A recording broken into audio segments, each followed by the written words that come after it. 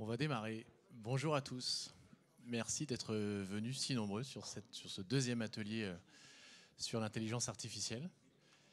Le premier atelier était entre guillemets un peu généraliste sur l'IA et notamment ses nuisances et comment est-ce qu'on essaye de l'utiliser éthiquement. Là, on va faire quelque chose de plus opérationnel, probablement une multitude d'exemples qu'on espère assez concrets sur la façon dont on utilise la data et l'IA au service de la transformation des organisations. Plutôt entreprise de mon côté et plutôt service public du côté de Thomas. Voilà. Moi, je suis le DG d'Equi et je reviens sur la présentation d'Equimetrics juste après. Bonjour à toutes et tous. Je suis vraiment ravi d'être avec vous cet après-midi. Je suis Thomas Cotinet. Je dirige Ecolab, que je vais vous présenter en 2 mots. Ecolab, c'est le laboratoire d'innovation du ministère de la Transition écologique, qui comprend également le transport, le logement, l'énergie, la biodiversité. Donc 2 principales missions. Une partie des équipes sont chargées de repérer les entreprises qui innovent, dont on estime qu'elles innovent pour l'écologie. Donc de l'innovation technologique à impact. Il y a 3000 entreprises qu'on suit, essentiellement des startups et des PME, et 300 qu'on labellise. Et Green Tech Innovation, vous avez un site greentechinnovation.fr. Dans ces entreprises, il y a des entreprises qui sont des pure players de la data et l'IA, mais on a aussi toutes les innovations, du vélo cargo, des insectes pour nourrir les animaux, les bétons à base d'argile. Donc c'est l'ensemble de l'innovation entrepreneuriale au service de l'écologie. Et puis l'autre partie d'Ecolab, le plus gros morceau, on a en charge la donnée et l'intelligence artificielle pour le pôle ministériel. L'idée, c'est d'améliorer l'impact des politiques publiques de la transition écologique et aussi moderniser les administrations qui les portent. Voilà, donc ça va de la production d'outils numériques, de nouveaux services, souvent d'aide à la décision, jusqu'à l'écriture de stratégies, parce que par exemple en matière d'IA, on a besoin de définir ce que c'est et puis de décider concrètement comment ça peut vraiment contribuer à la transition écologique, puis après mettre en œuvre tout cela. Donc voilà en gros les missions d'Ecolab. Data IA pour l'écologie et puis l'innovation entrepreneuriale, une mission qui est interministérielle qu'on fait aussi pour le compte de Bercy et de l'agriculture. Voilà. Merci Thomas.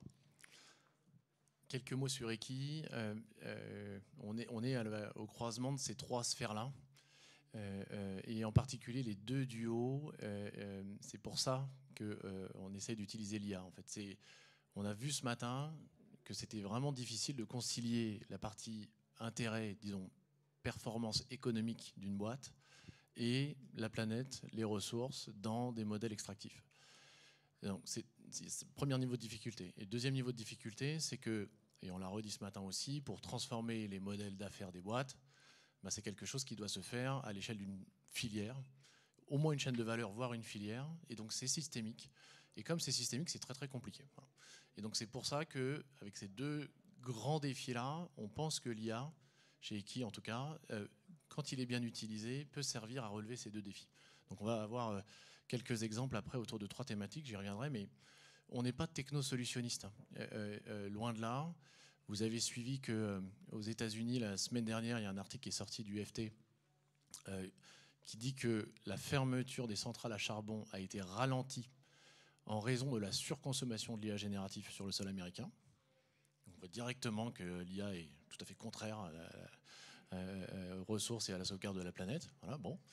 Et ensuite, j'avais vu un talk du président de la Fédération de prêt-à-porter féminin avant-hier soir, parce que hier soir on était ensemble, qui disait l'IA c'est formidable pour optimiser les business. Quand on le met dans des mauvaises mains, ça donne Chine. Je crois que c'est comme ça que ça se prononce. Shine. Bon, Chine.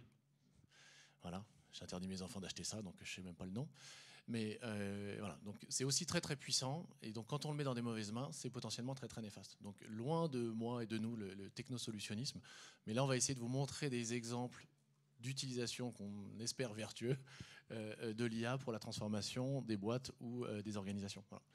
Et on va vous faire 3 thèmes avec des exemples dans 3 thèmes. En fait, il y a 3 sujets ou leviers d'action de l'IA selon nous. 1, mesurer, un peu tout bête. 2, optimiser. Voilà. Optimisation sous contrainte, c'est une discipline de maths sur laquelle les Français n'ont pas du tout à rougir. Et donc, beaucoup d'IA servent à optimiser, mais aussi transformer. Et on verra que ça peut servir à la transformation de filières entières. Donc, on va faire un petit ping-pong avec Thomas. Voilà, un petit ping-pong d'exemple. Et s'il vous plaît, participez au ping-pong. Enfin, on va se mettre autour de la table. Hein. Et donc, si vous avez des questions pendant les exemples, surtout levez la main. Parce qu'après, il va être 17h, il n'y aura plus de temps a priori. Voilà. Je vous donne un premier exemple, celui d'Action Logement. Donc, c'est un client, mais c'est quand même aussi un service public. C'est le premier bailleur social de France, comme vous le savez probablement. 1,1 million de logements sous gestion. Et là, ici, la mission consiste, donc on est dans mesurer, ça consiste à connaître ce patrimoine. Et à connaître ce patrimoine pour permettre plusieurs choses, et notamment des cas d'usage qui nous intéressent tous, réduire la consommation électrique de tous ces bâtiments-là, réduire la consommation de flotte des habitants, et bien entendu, augmenter le bien-être, augmenter l'attractivité des bâtiments.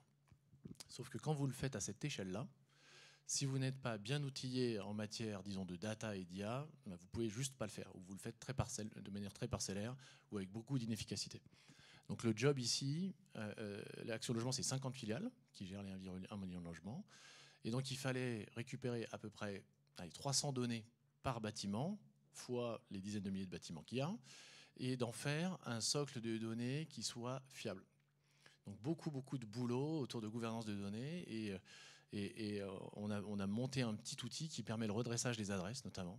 Parce que quand vous avez une adresse sur un bâtiment et que vous la mettez en GPS, ben vous voyez que ce n'est pas tout à fait bon. Donc il y a un alignement des adresses à faire. C'est un des règles métiers d'Action Logement qu'on a réussi à craquer là-dessus. Donc ce socle de données-là, il a tellement bien marché chez Action Logement que maintenant, Nadia, qui est la patronne d'Action Logement, dit c'est notre socle pour faire toutes nos applications, tous nos développements en termes de bailleur social. Et donc, c'est les cas d'usage dont je vous parlais tout à l'heure. Il y avait aussi un cas d'usage transverse qui était à l'initiative du projet, qui était la maîtrise financière du patrimoine et sa valorisation dans le temps. Donc, vous voyez qu'avec une bonne utilisation, on arrive à combiner la performance financière d'un patrimoine, mais aussi son attractivité, etc. etc. Et donc ça, c'est beaucoup de savoir-faire de gestion de données. Voilà pour mon premier service. 1-0. Oui. Merci. Pour comprendre un peu mieux la valorisation financière, c'est quoi la gestion des encours? Non, ils n'ont pas de problème de perception de la loyer. C'est pas vraiment ça, c'est ce qu'ils appellent le plan stratégique patrimonial. Et donc finalement, c'est la gestion à moyen terme de ton parc, et donc la valeur foncière, et donc d'être sûr qu'elle ne diminue pas, et donc de maintenir l'attractivité des bâtiments, c'est super important. Donc c'est finalement ça, c'est un gros asset financier, et puis c'est aussi le fait de pouvoir avec une projection moyen terme, d'avoir aussi une strate financière qui leur permet de financer et d'avoir d'autres programmes de logements sociaux, parce que vous n'êtes pas sans savoir qu'il en manque à peu près 100 000 en France.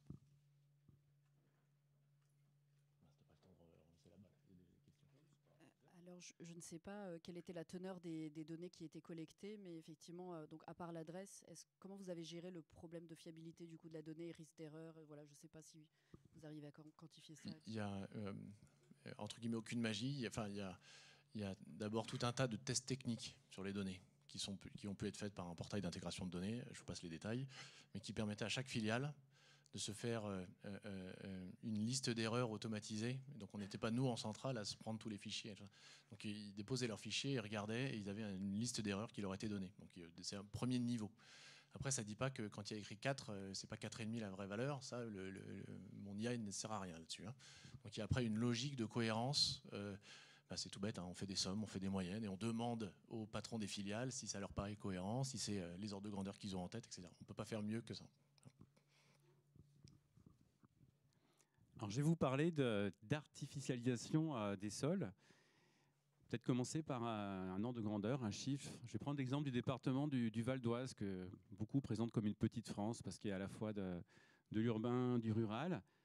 Entre 2012 et 2017, c'est 64 hectares par an qui ont été artificialisés, entre 2012 et 2017. Et entre 2017 et 2022, alors qu'entre-temps, il y a eu la prise de conscience, les rapports du GIEC, on est passé de 64 hectares par an à 180 hectares par an.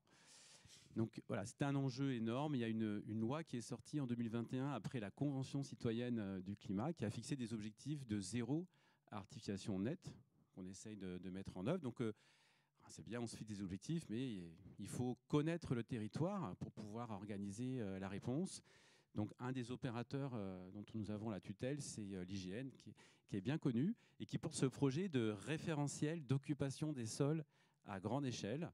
donc qui mobilise la data et l'intelligence artificielle. Donc nous finançons, enfin l'IGN organise le survol de la France d'avions équipés de LITAR. Il y a aussi l'utilisation d'images automatiques. L'objectif, c'est vraiment de couvrir tout le pays. Donc on dispose d'une masse incroyable d'images.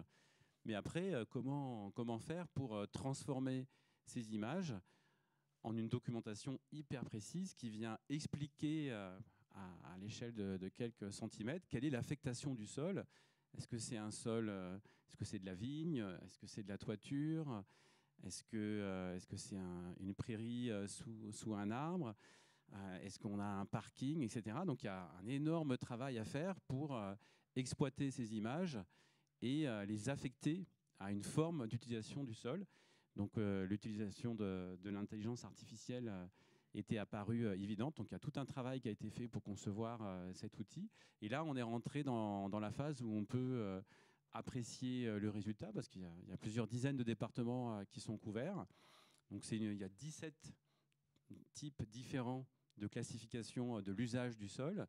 Et on arrive en fait à de très bons résultats. En gros, avant l'intervention humaine qui reste nécessaire, on a 75% de bons résultats, c'est-à-dire que 75% à chaque fois du territoire est automatiquement bien affecté. Et ce n'est que le début, il va y avoir encore beaucoup d'entraînement du modèle.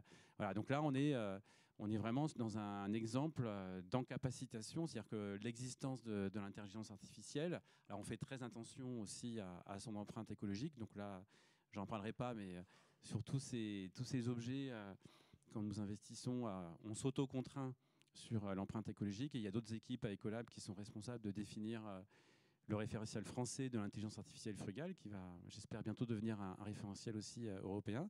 Donc là, on voit bien que c'est l'existence de l'intelligence artificielle qui permet de massivement faire émerger ce référentiel, et derrière d'en faire un outil qui va permettre de prendre des décisions, pas uniquement pour les élus qui doivent décider ou pas d'aménager ou de prioriser les friches, mais également pour toutes les activités économiques, agricoles et autres. Voilà. Donc ça, c'est un des projets les plus prometteurs, et vis-à-vis duquel il y a énormément d'attentes, parce que le sujet est extrêmement complexe.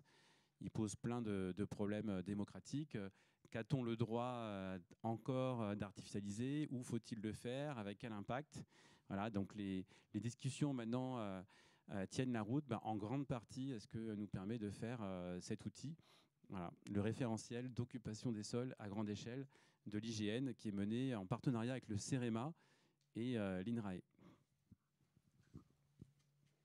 On continue. Tu as une question? Je ne sais pas s'il marche. J'ai une mini question, mais elle revient sur le use case de Action Logement Habitat, qui est, c'est powered par quel modèle, le use case en question? Gimetrix.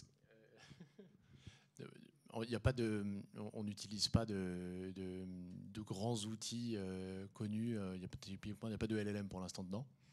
L'IA générative peut servir à pas mal de choses, mais là pour l'instant on n'a pas, notamment pour aller attaquer la base, éventuellement. Mais non, sinon on utilise des IA. De toute façon, le boulot de data scientist aujourd'hui, ou d'ingénieur en IA, c'est d'aller choisir des petites briques d'IA, parce que c'est toujours un puzzle, une IA. Donc il y a des petites briques d'IA, notamment sur la plateforme Gingface, sur laquelle il y a à peu près 500 000 IA, comme tu sais, j'imagine. Et donc d'aller trouver les bonnes fonctions et de les tordre, les lisser pour le cas d'usage client, en l'occurrence celui d'Action Logement. Là. Du coup, sur ces petits modèles-là, il y a eu un fine-tuning au préalable, ou plus tu les as quadrillés sur une limite en particulier? Non. C'est particulièrement fine-tuné au préalable, de manière à ce qu'on fiabilise tout ce qu'on sort. Là, il n'y a pas de droit à l'erreur. Il n'y a pas du tout de droit à l'erreur sur ce client-là. Il y a un peu d'argent qui a été mis sur la table et sur ce projet qui est fondamental pour eux. Ils ont en plus des obligations vis-à-vis de l'État.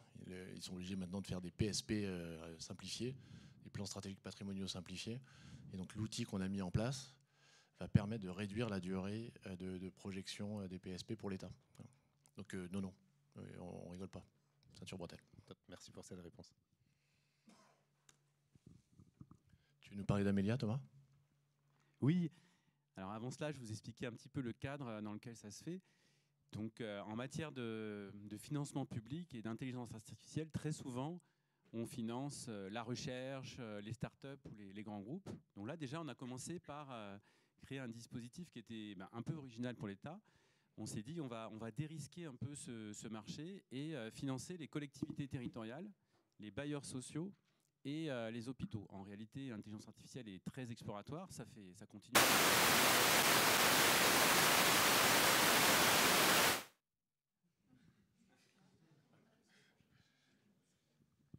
C'est pour me dire que c'était pas intéressant.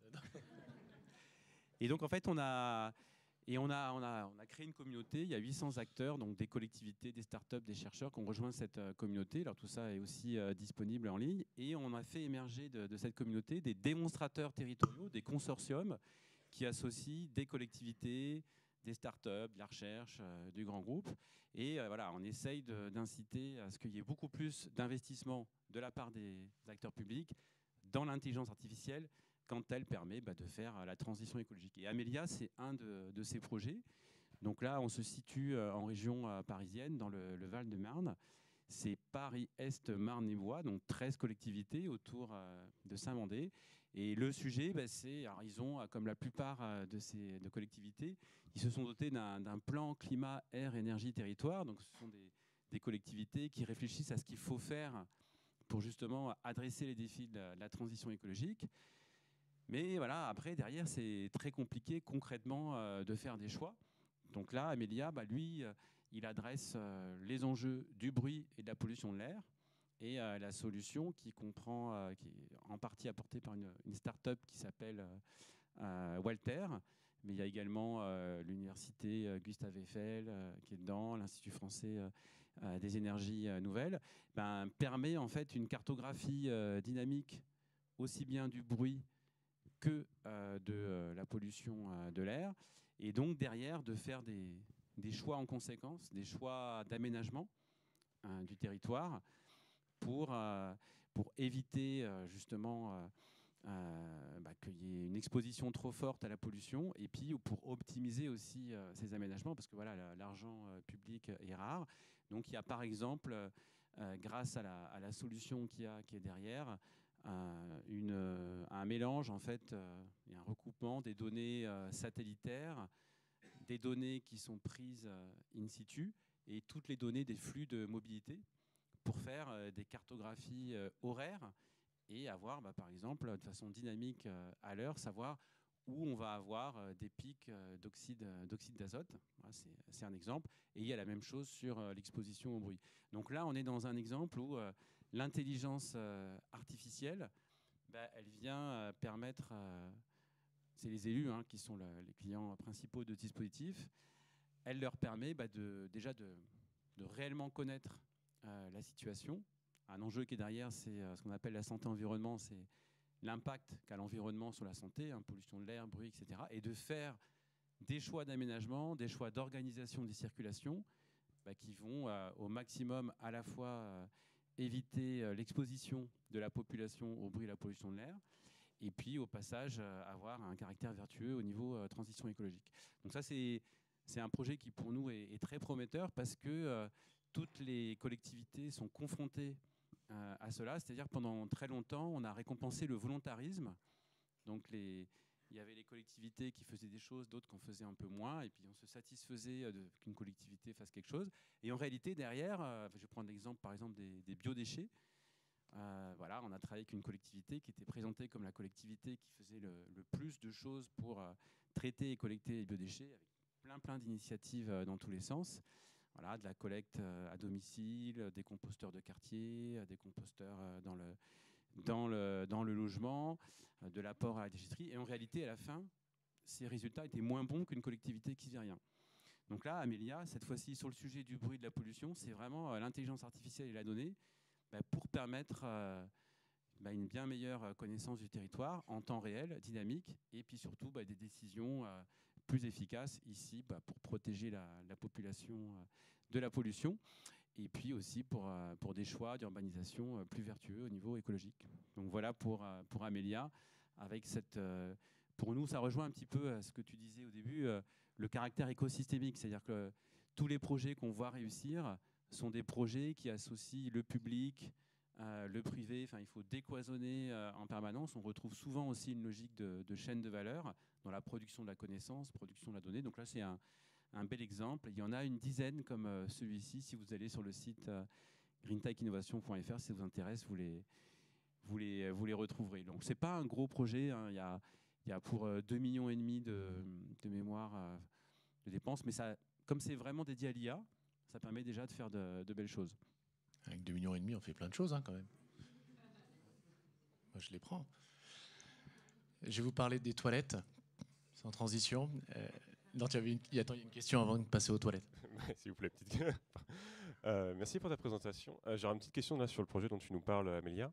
En fait, quel est le rôle de l'IA dans ce projet? Parce que de ce que j'ai compris peut-être un peu naïvement, en fait, c'est un équivalent à poser des capteurs, mais je suppose que là, vous avez un intérêt à passer au-delà de simplement installer des appareils de mesure. Et avec la solution que vous proposez, en fait, quelle serait la différence simplement avec juste simplement poser des appareils de mesure, quoi, en fait? Oui, bah, y a des modèles qui sont entraînés pour... alors j'ai pris l'exemple de la détection des pics, mais il y a pareil la détection de la localisation des fuites. Donc il y a vraiment de l'automatisation, il y a de la prédictibilité et il y a de la recommandation, l'aide à la décision. Et c'est ces parties-là, c'est cette couche-là qui est apportée par l'IA, c'est pas que des capteurs. Et la partie qu'on finance, c'est que ça. C'est-à-dire que quand on met de l'argent, on va nous mettre l'argent que sur la partie entre guillemets vraie IA, pour, comme je disais tout à l'heure, essayer de dérisquer ces investissements, les démultiplier. Donc nous, on estime qu'il n'y en a pas assez en France. C'est-à-dire qu'il y a plein de belles solutions qui sont apportées par des entreprises comme la tienne et d'autres. Et on s'en réjouit collectivement. Mais en réalité, et on se réjouit aussi quand vous levez des fonds, quand vous obtenez des subventions, donc c'est génial, il y a des articles dans les journaux. Mais en réalité, la consommation de vos solutions, l'investissement dans ces solutions, que ce soit de la part du public ou du privé, bah nous, on estime que ça ne va pas assez vite. Il faut accélérer. Et c'est l'objectif, justement, et en ciblant la partie IA. On estime que le reste, il y a moins besoin de mettre d'argent public pour faire l'étincelle, quoi. D'accord, merci beaucoup. Tout en se posant toujours ces questions-là. C'est-à-dire que ça ne sert à rien d'utiliser un canon atomique pour ouvrir une porte ouverte, quoi. L'IA frugale, c'est d'abord l'IA bien dimensionnée par rapport aux besoins qu'il y a. Parfois, une bonne régression linéaire suffit, pardon pour ce non matheux, mais une bonne régression linéaire suffit, il n'y a pas besoin de sortir du ML ou quoi que ce soit. Je passe aux toilettes. Il y a une question au fond, je peux continuer et après... non, vas-y. Il y a une question au fond là-bas, monsieur.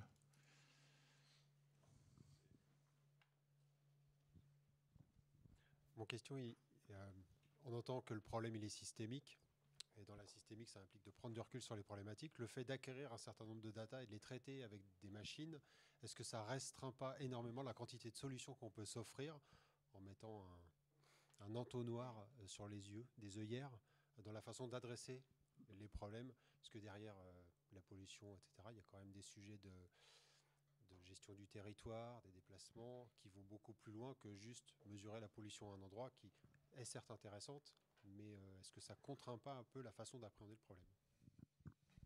En fait, ça produit l'inverse, puisqu'on peut documenter toutes les dimensions par de la donnée, donc les autres dimensions que la seule pollution, et après donc on va faire des choix en fonction de l'outil d'aide à la décision qu'on veut avoir.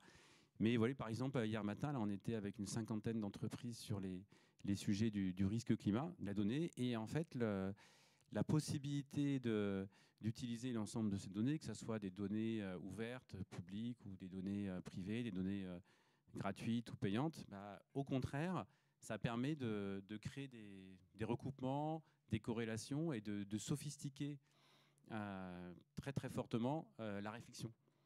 Donc nous, on le voit au contraire comme un outil qui permet d'élargir plutôt que faire entonnoir, puisqu'on peut se donner les moyens de connaître et d'exploiter toutes les informations qu'on a sur les différentes facettes d'un problème. Je trouve que, et on y reviendra dans la partie transformée, ça pose un peu la question de l'open data aussi et de la capacité à partager ces données, ou de la volonté à partager ces données, puisque pour faire bouger les filières, il faut bien à un moment mettre en commun certains de ses atouts. Et ça, on y reviendra après. Il y a une proposition intéressante dans la partie transformée. Rekit, c'est un géant UK. Je crois qu'il y a Canard WC dedans, c'est pour ça ma blague sur les toilettes. Eux, on utilise l'intelligence artificielle pour mesurer leur écart CSRD, disons. Donc, ils sont soumis à la CSRD, étant donné leur taille, ça leur est tombé dessus. L'outil va aller chercher dans les documents de l'entreprise les informations qui permettent de remplir les 12 ESRS de la réglementation que vous connaissez probablement et de noter en quelque sorte l'écart par rapport soit à un benchmark du marché, soit à l'épure que la CSRD voudrait, de manière à mettre en mouvement l'entreprise. Donc sur ces 12 ESRS, là on a une bonne note, on va attendre un peu avant de se bouger, là on a une note catastrophique, il va falloir se mettre à l'action. Voilà. Et l'outil va suggérer des actions après d'amélioration sur l'ensemble des ESRS. Voilà. Donc développé par nos équipes avec une grosse expertise de ESG CSRD et de l'IA génératif. Donc là on l'utilise comme un moyen de mesure de l'écart CSRD, ça veut rien dire écart CSRD, mais vous m'avez compris, pour une entreprise de cette taille-là. Voilà. J'avance. On passe à la partie optimisée. J'ai accéléré un chouïa, Thomas, parce que donc à gauche, un sujet pour ICAD, c'est un double sujet. C'est un sujet, disons, d'intelligence relationnelle ou d'intelligence commerciale pour les agents commerciaux et les gens qui s'occupent de la relation publique de ce bailleur de bureau, ICAD, rattaché à la Caisse des dépôts en particulier. Et donc là, la personne qui s'occupe de la RSE, Benjamin chez ICAD, m'avait dit un jour, nous on a développé le bail engagé social. Voilà, donc ils veulent être un acteur à travers les bureaux de leurs clients, de la transition de leurs clients. Il dit, sauf que moi quand je vais leur parler de mon bail engagé social, je ne sais absolument pas ce qu'ils font en matière, disons, de transition ou d'ESG de manière générale. Et donc mes commerciaux sont obligés d'aller éplucher des rapports annuels, des sites web, des journaux, pour aller voir telle ou telle grande entreprise qu'ils veulent héberger dans leur bureau. Et c'est un vrai problème parce qu'on ne le fait pas souvent, on n'est jamais exhaustif, on ne se met pas à jour, etc. Et donc on lui a fait une solution qui lui permet, en 3 clics, d'avoir l'ensemble de l'actualité mise à jour de n'importe quelle entreprise. Il y en a 900 dans le système, super intéressant aussi pour moi, vous en doutez, de l'ESG d'un client. Donc tout ce qui concerne sa mobilité, son business model, ses bureaux, etc. etc. Voilà. Donc extrêmement précieux comme outil qu'on a développé pour eux. Et c'est un double outil parce que depuis la patronne des relations publiques, Véronique, m'a demandé de faire la même chose pour les élus. C'est-à-dire que quand CAD est très ancré dans les territoires, sur des questions d'urbanisme et d'aménagement, que tu sais ça mieux que moi, Thomas, qu'est-ce qui s'est passé dans la municipalité, qu'est-ce qui s'est passé dans la métropole, qu'est-ce qui s'est passé dans la région au moment où ICAD va démarcher, entre guillemets, l'élu, en tout cas rencontrer l'élu. Pareil, là, on va éplucher les PV des réunions municipales et des différentes réunions publiques, ainsi que les différents documents qui sont disponibles sur les sites web des villes quand ils existent. Voilà. Donc ça aussi, utilisation vertueuse de l'IA dans la connaissance et l'accélération de la transfo ESG pour tous ces clients-là. Oui. Est-ce qu'on peut avoir un micro, s'il vous plaît? C'est là, premier rang à gauche. Merci. Pour les assez grosses structures comme ICAD, tout de même, d'ailleurs, bravo pour le contrat, parce que ça doit y avoir des sujets vraiment très intéressants là-dessus. Comment est-ce que les différents use cases sont remontés? C'est-à-dire que je me suis rendu compte que les meilleurs use cases qui étaient remontés, c'était par les collaborateurs, lorsqu'ils avaient suffisamment de vision et de sensibilisation sur le sujet pour pouvoir se projeter. Parce que là, du coup, on est sur un cas d'usage très directionnel, très stratégique. Et je comprends que c'était une priorité. Et est-ce que, par exemple, il va y avoir des sujets aussi de PLU ou d'autres aspects plus transverses qui peuvent être remontés par les équipes directement en interne? Moi, c'est l'histoire ICAD qui, entre guillemets, fait que commencer. Je la trouve intéressante par rapport à ce que tu dis. C'est-à-dire qu'il y a un cas d'usage qui émerge. Là, en l'occurrence, c'était une discussion à la station F entre Benjamin et moi. On y croit. Donc il y a un sponsoring qui est haut et on y va et on montre que ça marche. À partir de là, donc, moi je suis pas une boîte de consultants, hein, je fais des solutions d'IA et donc les roadmaps, on liste nos use cases, on les classe sur des matrices de consultants. Ça peut marcher, en tout cas ça fait dépenser de l'argent. Après on voit si ça marche, mais moi je crois beaucoup plus à la preuve par un use case et plutôt un use case, disons, à vocation de développement, comme celui-là, de manière à faire la preuve. Tu dois répondre ou pas avec tes obligations. À faire la preuve et après, les autres use cases viennent. Et en fait, on a fait dans ce sens-là. Souvent, on fait d'abord des ateliers, et moi j'en fais aussi, hein, des ateliers pour un peu de design thinking sur quels sont les meilleurs cas d'usage. Mais franchement, il vaut mieux une bonne idée qui a l'air faisable facilement. Après une bonne mise en œuvre, une bonne exécution, on l'a fait vite, hein, en 3 mois c'était fait. Et là, il y a les commerciaux qui l'utilisent. On est en train de développer la partie sur les élus. Mais, voilà. Puis on avait la chance d'avoir des outils d'IA génératifs chez Eki depuis quelques mois qui marchaient très très bien. Donc c'est pour ça qu'on a pu aller vite, faire la preuve vite. Et puis il y a une question de momentum aussi. Hein. Si le truc sort vite, une idée, et si elle sort 1 an après, ils sont passés à autre chose, les gars. Donc 3 mois après, tu as ton idée, ça rebondit, quelqu'un d'autre qui est intéressé, et puis après, oui, le PLU, l'aménagement urbain, il peut y avoir plein de choses après qui se découlent là-dessus. Et ça, niveau maturité des partenaires tels que justement Action Logement ou ICAD là-dessus, c'était des personnes avec qui il y avait déjà du travail de fait avant l'émergence de l'IA, ou ça a été vraiment une maturité qui est arrivée après 2022? Bah, c'est l'IA génératif qui a fait bouger les choses. Okay. Pour être tout à fait honnête. Un peu moins sur Action Logement parce que c'était beaucoup plus stratégique, c'était pensé, ils sont allés chercher beaucoup d'argent et pour ça, ça prend du temps dans la sphère publique. ICAD, c'est IA génératif. Je lui ai parlé de ce que je faisais sur Climate Q&A dont je vais vous parler après. Et c'est fait comme ça. Donc il n'y a pas vraiment de maturation. Opportunité. Bah, merci pour cette transparence. Je propose de passer très très vite parce que je crois que les exemples qui après vont plus vous intéresser en fonction là, des questions que vous posez. Donc là, Passman, c'est une de ces petites entreprises qu'on labellise, l'État. C'est ce label Green Tech Innovation, hein, pour aider les entreprises à lutter contre le greenwashing vis-à-vis de leurs investisseurs, leurs clients. Voilà, en gros, là, on est dans l'univers de l'hôtel, des résidences, des parkings. On utilise la donnée d'occupation de ces hébergements touristiques et la donnée de la réservation pour aider en fait l'optimisation de la gestion des flux, énergie et autres, en fonction de l'utilisation effective de l'hébergement. Voilà, mais je pense que c'est mieux de garder le temps pour le reste. Projet Récital, vas-y. Oui, alors j'enchaîne. Récital à Noisy-le-Grand. Donc, vous le savez, il y a un chiffre qui commence à être bien connu. On doit économiser 138 millions de tonnes, là, en seulement 6 ans, d'ici maintenant et 2030, et juste pour être au standard. C'est 138 millions de tonnes, c'est plus que les 33 dernières années cumulées, pour vous situer un peu le défi. Donc il y a besoin d'accélérer. Alors oui, certes, on n'est pas dans le technosolutionnisme, mais on pense vraiment que l'intelligence artificielle peut contribuer à cette accélération, à cette optimisation. Donc là, à Noisy-le-Grand, 200 bâtiments publics. Comment fait-on pour très rapidement tomber la consommation énergétique, l'émission de CO2? Donc là, on a une IA qui est déployée sur 6 ans avec un programme là, qui permet d'optimiser 12% dès la première année et d'aller à 50% d'optimisation en seulement 6 ans.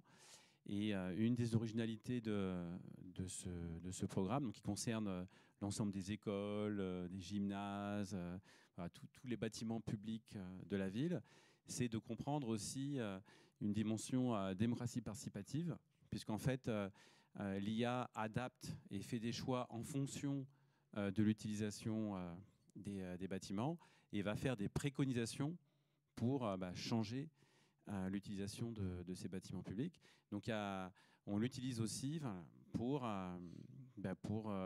informer et recueillir l'avis de la population. Donc là, on est dans le démarrage du projet. Ça a démarré il y a un peu moins d'1 an. Et l'étape d'après comprend tout un travail de simulation sur les rénovations qu'il faudrait faire. Là, c'est à l'instant T. Et il y a également une deuxième phase qui démarre à la fin de l'année pour simuler et faire un outil d'aide à la décision sur les choix des bonnes rénovations à faire et au bon moment. Voilà. Et là, on retrouve de nouveau l'illustration de ce que disait Laurent au début. Voilà, là aussi, c'est un consortium et avec une vraie logique de chaîne de valeur, des acteurs publics, privés, de la recherche, etc. Enfin, beaucoup un temps de préparation, d'intelligence pour concevoir cet outil. Puis ça a fait la démonstration aussi que ce n'est pas des solutions qui sont réservées aux grosses métropoles. Des villes moyennes, elles aussi, peuvent accéder à ce type d'outils et avec des résultats très concrets, très rapidement. C'est à Noisy-le-Grand. Je continue avec l'ADEME et le CEREMA. Vas-y.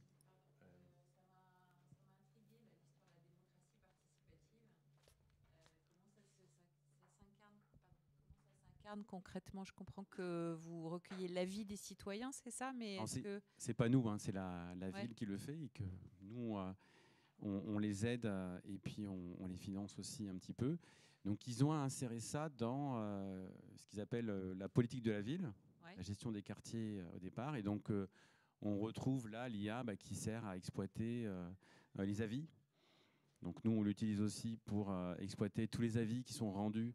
Vous savez, dès qu'il y a une consultation, par exemple, en ce moment, il y a une consultation sur les loups avec 4350 avis, des verbatims, des matériaux qui sont quasiment impossibles à exploiter. C'est très difficile en confiant uniquement ce travail-là au personnel. Donc là, en fait, la sollicitation de la population est faite, la population de la ville, et le recueil des avis, leur exploitation, pour lier ça aux enjeux d'utilisation des bâtiments publics, se fait aussi en exploitant la donnée. Voilà. En fait, juste pour préciser ma question, parce que moi je crois beaucoup au couple humain et digital, où effectivement le digital optimise, mais l'humain, pour avancer, lui, il y a un moment donné, comme ça a été expliqué ce matin, il faut qu'il comprenne le bénéfice qu'il a à changer de comportement. Et du coup, je me demandais en fait si ces outils-là en fait aident les citoyens, en l'occurrence là, je sais pas, à voir les choses différemment ou à modifier des comportements ou vous voyez. Alors là, ce n'est pas le but premier, mais il y a d'autres outils dont la raison d'être est exactement cela. Je pense que je n'ai pas trop le temps de développer, mais effectivement, il y a un gros investissement qui est fait. Donc, je ne sais pas si vous connaissez Nos gestes climat, mission de transition écologique, pas mal d'outils qui font aussi appel aux sciences comportementales et qui vont aller exploiter la donnée pour projeter les citoyennes, les citoyens dans des univers et les aider à faire des choix et les inciter à faire certains choix. Là, objectivement, là, c'est plutôt défensif, là, c'est plutôt vérifier que les choix qui vont être faits pour ces bâtiments publics ne sont pas complètement orthogonaux aux attentes de la population en matière d'utilisation de ces équipements, quoi. Je vous donne l'exemple de l'ADEME, où on est avec l'ADEME et le CEREMA en train de bâtir l'IA générative de confiance sur la transition écologique et donc sur les données reposant de ces deux, et d'autres sont en train de se joindre et Ecolab y participe. À ce mouvement-là, l'idée est de mettre à disposition du public plus de 20 ans d'historique, de données, de documents, que ces agences-là, c'est un trésor. C'est un trésor qu'il s'agit de mettre à disposition de chacun. C'est important d'avoir ce recul-là quand on prend les décisions diverses et variées, stratégiques sur nos territoires. Et donc, on est assez content d'avoir développé ça. Le petit plus sur l'adoption, il consiste notamment à donner confiance aux gens sur la pertinence des réponses qui leur sont faites, à la fois en pointant les documents dont sont issues les réponses qui sont faites, mais aussi en mettant un indice de confiance que l'algorithme calcule lui-même de la pertinence de ce document-là.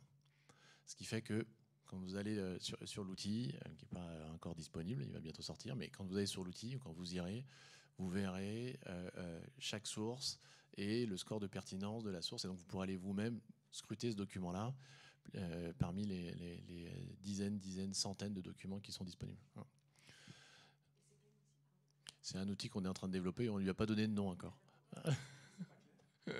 C'est pas clair. Claire, juste avant, c'était un outil dont on est assez fier, qu'on sort le 2 juillet, mais qui est un outil fait, entre guillemets, pour les professionnels de l'IA. Justement, dans la raison d'être d'Equimetrix, parce qu'on est entreprise à mission depuis avril 2023, Il y a le fait de promouvoir l'utilisation responsable de l'IA, et Claire, pour nous, c'est une plateforme géniale pour ça. On passe à transformer. Ça, vous en avez déjà entendu parler. Si vous n'en avez pas entendu parler, je vous invite sur un PC, parce que sur le mobile, ça marche un peu moins bien, mais à faire www.climateqa.com. climateqa.com. C'est notre outil de vulgarisation des savoirs du GIEC et de l'IPBES, mais surtout du GIEC. Tout à l'heure, Nathanaël nous expliquait qu'il avait passé une année de sa vie à lire 1000 articles. Et ben, je suis sûr qu'on peut le coller sur le GIEC quand même. Alors que cet outil-là, on ne peut pas le coller sur le GIEC.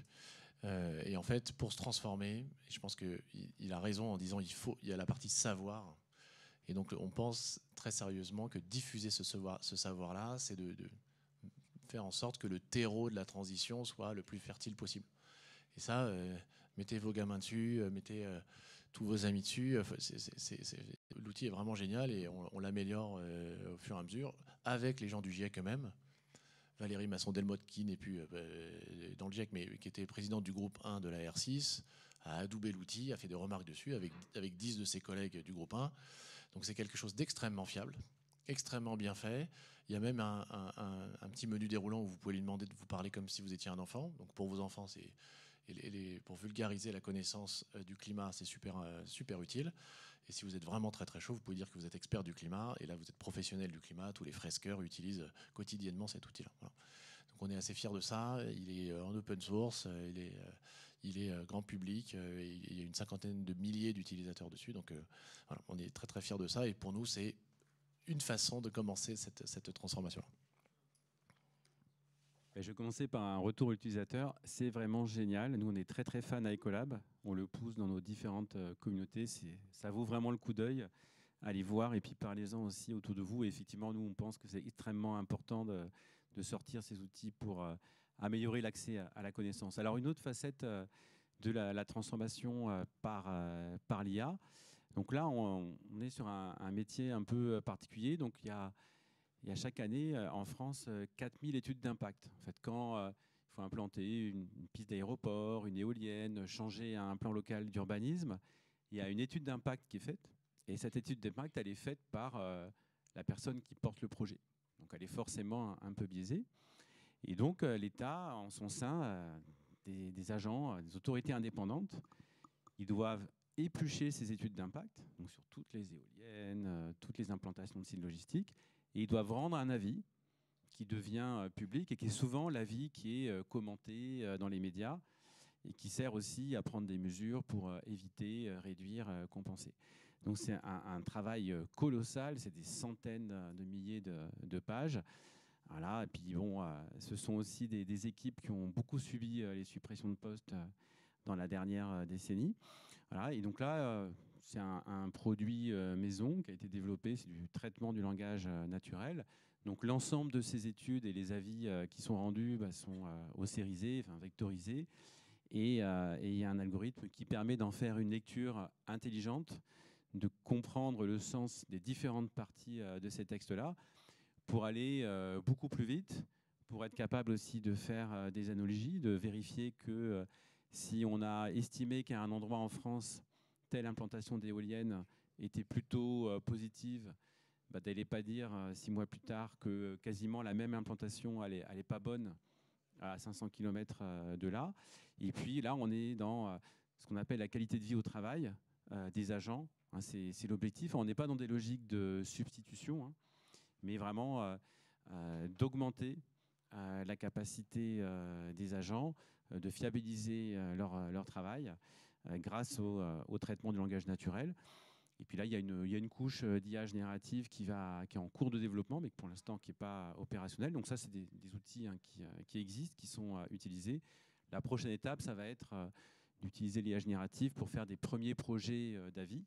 Mais pour l'instant, ce n'est pas encore le cas. Donc ça, c'est très transformant pour nous. Ça vient vraiment changer la donne en termes de conditions de travail pour des centaines d'agents. Là, en l'occurrence, c'est les personnes qu'on appelle les auditeurs de l'autorité environnementale ou des missions régionales de l'autorité environnementale, MRAE, dont on parle souvent dans la presse quand il y a des projets comme l'autoroute Toulouse-Castres, ce genre de choses. Voilà, c'est une mission qui est vraiment essentielle. Et là, l'intelligence artificielle ouvre des horizons et puis permet aussi de lutter contre parfois une forme un peu de souffrance au travail. Ça peut avoir des effets sociaux très bénéfiques également pour la transformation publique. Dernier élément, parce qu'on n'a plus qu'une minute. Je rebondis sur votre question tout à l'heure, monsieur Comte-Laporte, là-bas. Si vous êtes acteur de la tech, et même si vous ne l'êtes pas, je vous invite à aller lire ce que le secrétariat général à la planification écologique a écrit. C'est la feuille de route numérique et donnée pour la planification écologique. Et en fait, elle défend un concept que moi j'aime beaucoup et qui pour moi est très important, c'est un prérequis pour la transformation. C'est la transformation des filières, qui nécessite donc la collaboration des entreprises. On parlait de la partage de données tout à l'heure. Ici, ce qui est proposé, grosso modo, sont, disons, des partenariats publics-privés, je ne sais pas si on peut dire ça comme ça, mais en tout cas des plateformes thématiques, se déplacer, se loger, se nourrir, je ne sais plus quoi. Vous voyez, c'est les maisons qui sont là, avec des fondations qui sont publiques. Donc ça veut dire des infrastructures socles qui sont publiques, des règles socles de sécurité, d'authentification, de gestion de la donnée personnelle qui sont gérées par la puissance publique. Et en revanche, par-dessus, les privés, des gens comme Equimetrix, peuvent venir implémenter des services à disposition de tout un chacun ou pour faire du business tout bêtement avec des business models, etc. Mais finalement, allez lire ça. Moi, je trouve qu'en tant qu'acteur de la tech, c'est important d'avoir cette vision-là. Je ne sais pas si elle va être implémentée. Je sais qu'il faut du temps pour changer ces choses-là, mais je trouve que cette vision de collaboration à la fois entre les acteurs privés et avec une garantie publique, je trouve que ça va vraiment dans le bon sens. Voilà. Et ça permet de partager tout bêtement l'offre et la demande sur toute une filière, entre tous les acteurs. Et donc, si on a besoin de faire des changements systémiques, je pense qu'on doit passer par là. Je voulais finir par ce petit clin d'œil et je vous invite à lire ce truc-là. Je ne sais pas si on a le temps d'avoir des questions, je ne crois pas. Tant pis pour vous. Merci de votre attention.